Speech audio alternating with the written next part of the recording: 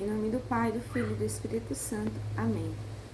Hoje, na formação sobre o Catecismo da Igreja, vamos falar sobre as obras divinas e as missões trinitárias.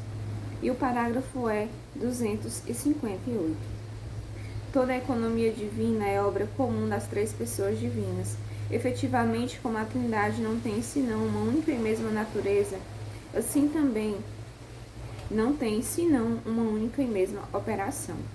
O Pai, o Filho e o Espírito Santo não são três princípios das criaturas, mas um só princípio. Contudo, cada pessoa divina cumpre a obra comum segundo sua propriedade pessoal.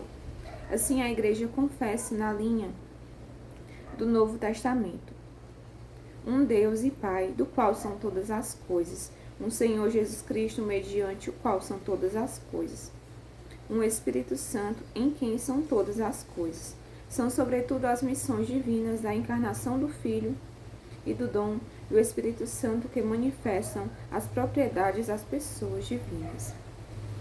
A Santíssima Trindade esteve presente e está presente desde o início, principalmente por conta do batismo, onde é dado a cada um de nós quando somos batizados em nome do Pai, do Filho e do Espírito Santo. Podemos imaginar que eles dividem a divindade, que Deus, o Pai, o Filho e o Espírito Santo, eles dividem a divindade, mas não é. Cada um tem sua própria divindade, é próprio de cada um. Todos são Deus, o Pai, o Filho e o Espírito Santo. O próprio Catecismo, ele fala assim,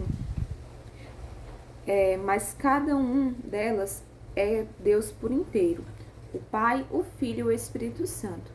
A divindade está presente em cada um deles e eles têm a sua maneira de operar.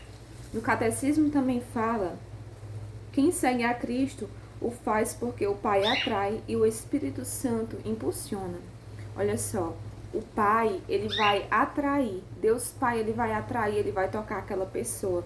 E a Jesus, o que é que acontece? Nós devemos segui-lo. Nós somos convidados a seguir o Senhor. No seu Evangelho, ele vem nos convidar a segui-lo. E o Espírito Santo é quem vai nos impulsionar. Esse impulsionamento que acontece dentro de nós, muitas vezes, você com certeza já deve ter sentido, essa vontade de ser mais de Deus, esse desejo de estar mais na presença do Senhor, isso é dado pelo Espírito Santo de Deus. Porque Jesus Cristo, quando ele foi ao céu, ele disse: eu vou, mas eu não vos deixarei sozinhos, eu vos darei o Espírito Santo. E é esse Espírito Santo que faz essa companhia a nós, que nos impulsiona a ser mais o Senhor.